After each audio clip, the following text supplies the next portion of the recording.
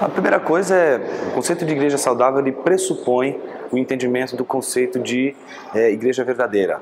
Não dá para a gente tratar o conceito de igreja saudável sem antes ter um entendimento claro sobre o que é uma igreja verdadeira.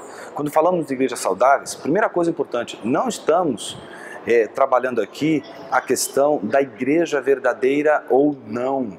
Por quê? A igreja saudável, ela pressupõe que a igreja seja verdadeira. Então a nossa discussão não é se uma igreja é verdadeira, então é saudável, se ela é uma igreja falsa, então ela é doente. Não, primeira coisa, existem falsas igrejas e verdadeiras igrejas.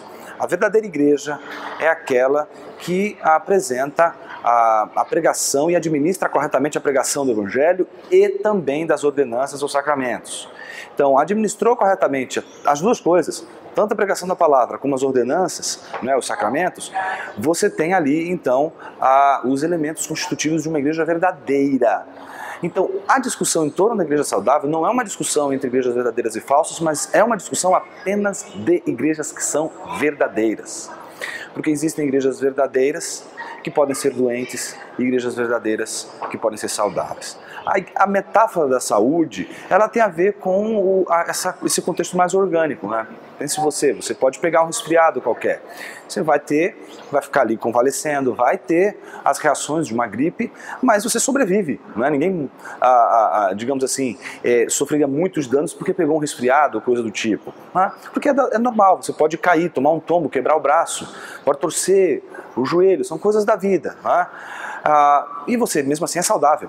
Uma pessoa gripada não é uma pessoa doente. Uma pessoa que tropeçou, quebrou o braço, não é uma pessoa doente. Uma pessoa que está com uma dor de cabeça não é uma pessoa doente. Ela é saudável, mas ela está ali com alguma dificuldade que vai passar, é rápido. O problema é a doença mesmo. Por exemplo, um câncer. Se não for por um milagre, a gente sabe que o câncer é o anúncio da morte de alguém, já pré-anunciado. Então, por isso as pessoas, em geral, quando elas recebem a notícia de que possuem um câncer, elas já ficam desesperadas e elas procuram amigos a quem confiar, e se tem famílias, já começa a pedir para que essas pessoas possam cuidar dos seus entes queridos, porque ela sabe que os seus dias estão contados, porque a doença, ela, como o câncer, ela é terrível, né? É aquilo que um dia o Dr. Shedd disse, né? A pessoa pode ter e não sabe que tem, e ela vai. E quando descobre que tem, já está numa situação já avançada, e aí começam as dores. Então a igreja doente, ela não precisa necessariamente ser uma igreja como todo mundo pensa, né? Vazia, caindo aos pedaços, com uma membresia morrendo, etc. Não, uma igreja doente, ela pode estar cheia de gente. Uma igreja doente pode estar, sabe, próspera do ponto de vista financeiro, porque doença não tem a ver com o estado, digamos assim, de sentir dor ou não. E ao passo que uma pessoa que pode ter pego uma virose, ela vai passar muito mal. 3 dias ela está boa de novo, ela é saudável, uma pessoa saudável. Entende qual é a diferença? Então, a nossa preocupação hoje é construir e edificar igrejas saudáveis. Igrejas que, independentemente de possuírem bens materiais e recursos para poder anunciar o Evangelho com mais eficiência do que outras, não seja esse movimento aquilo que determina a saúde de uma igreja. Pelo contrário, que independente desses recursos, as igrejas possam ser saudáveis. A grande pergunta é o que é uma igreja saudável?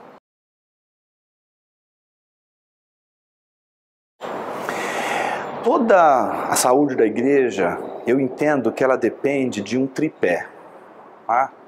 Esse tripé, eu entendo que é constituído da membresia, do oficialato, que são os oficiais da igreja, os ofícios da igreja, diaconato e presbiterato, e o culto. Tá?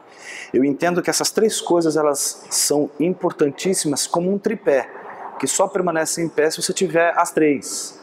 Eu entendo que a saúde de uma igreja depende desse tripé.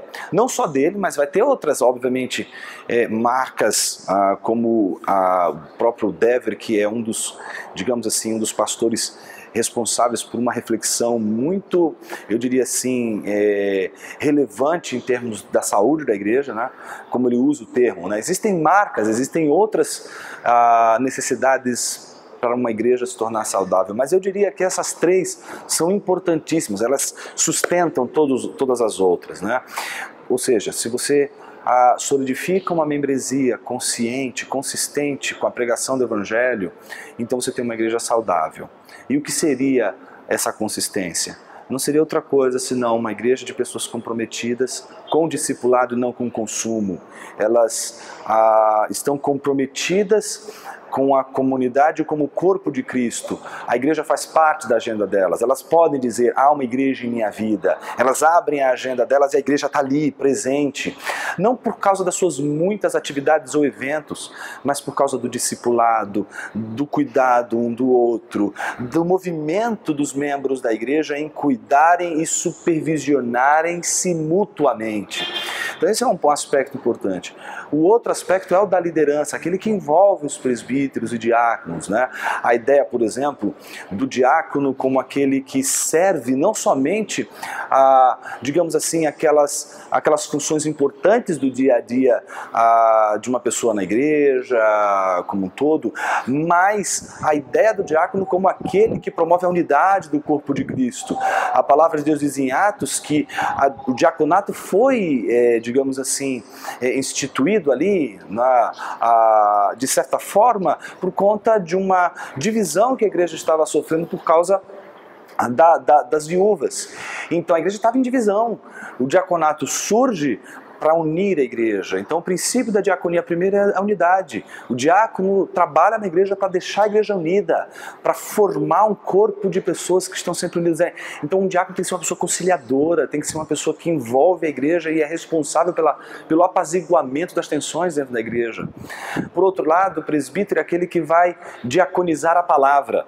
Se um diaconiza, vim ter essa palavra agora, um diaconiza as mesas, ou a mesa, o outro vai diaconizar a palavra. Isso significa que ele vai servir a igreja com alimento da palavra de Deus. Então ele tem que buscar cuidar de si mesmo, como diz a palavra de Deus. Cuidar de si mesmo significa cuidar também da doutrina, da sã doutrina, conhecer as escrituras, se aplicar a expor as escrituras para a igreja, para que a igreja seja determinada pela pregação, pelo sermão expositivo. E por último, o culto. Eu entendo que o culto ele dá o tom de tudo isso. A igreja ela deve nascer do culto. As pessoas hoje elas querem fazer pesquisa de campo, elas querem olhar o mercado, elas pensam que a igreja é uma startup. Então elas querem fazer pesquisa de mercado, só falta isso. Elas não têm objeto, não tem digamos, produto para posicionar no mercado e querem fazer marketing dentro da igreja. Não existe marketing na igreja, a igreja precisa ter um produto, ela não tem um produto, ela não pode ser caracterizada marqueteiramente, como muitas vezes ela tem sido. Então a igreja ela tem que trabalhar a partir de um princípio, e esse princípio primeiro é o culto. Do culto toda a igreja tem que florescer. Uma igreja que não começa cultuando a Deus, ela começou errado.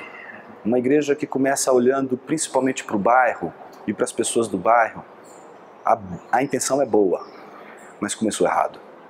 Não se começa uma igreja pelos homens, pela cultura, pelo ambiente ao seu redor. Começa uma igreja olhando em primeiro lugar para o dono da cultura, o senhor da cultura, aquele que é o rei do universo, aquele que é o rei do contexto todo. E se submetendo a Deus e a Cristo Jesus, essa igreja vai ser pautada pelo reino de Deus. Então o culto precisa ser resgatado. Não o culto que queremos oferecer a Deus, mas o culto que Ele, pela Sua palavra, nos requeriu.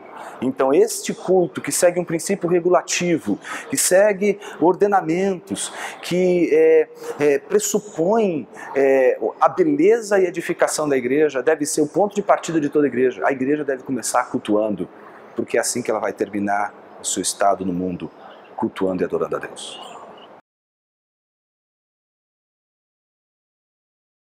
Muito bem, eu acho que a única maneira de um pastor conseguir fazer a palavra de Deus reverberar por todas as áreas da igreja, para usar um termo muito caro para Jonathan Lima, um livro que ele chama, o título é Reverberation, que é um livro que ele escreveu, inclusive mudou de título, mas a ideia é falar do impacto da exposição bíblica em termos de alcance em diversas camadas da membresia.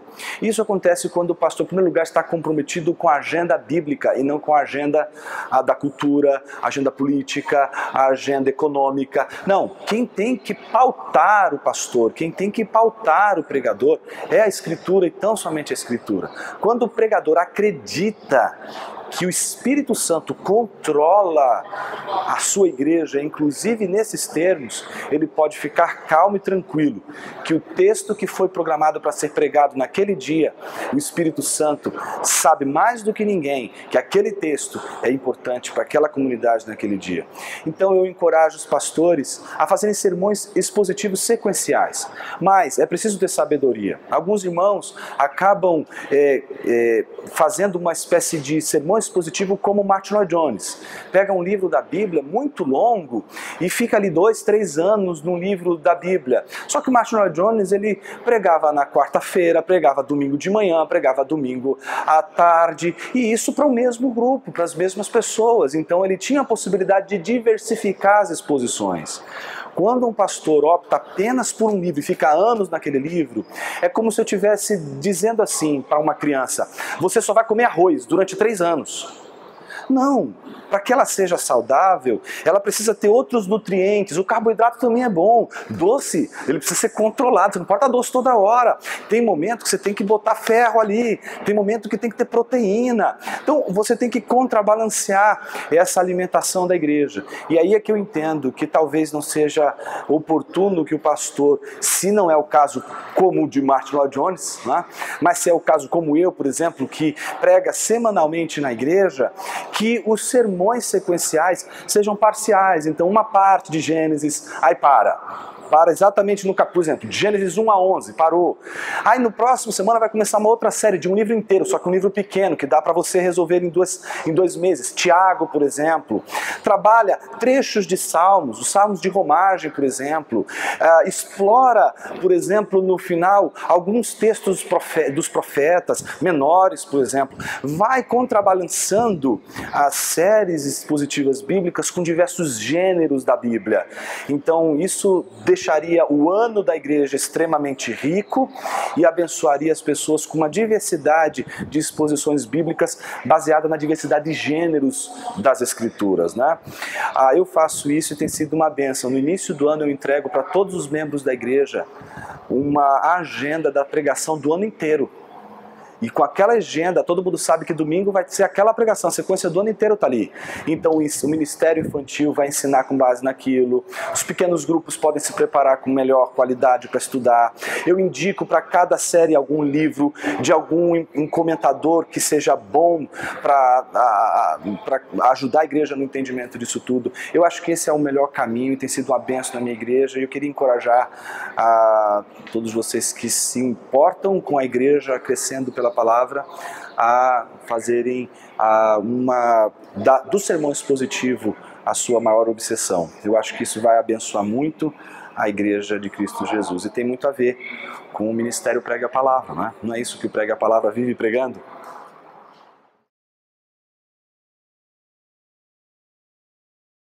O Ministério Prega a Palavra é um daqueles ministérios, sabe, abençoadores de Deus. Sabe, eu gosto de pensar que existem ministérios que conseguem enxergar a flor na semente. Entende isso? As pessoas, elas só querem enxergar a flor pronta. O Prega a Palavra é um ministério daqueles que observa pessoas ainda em semente, mas não consegue olhar só para uma semente ali, vê a flor na semente, percebe o que aquela semente um dia vai se tornar e por isso rega, cuida, investe.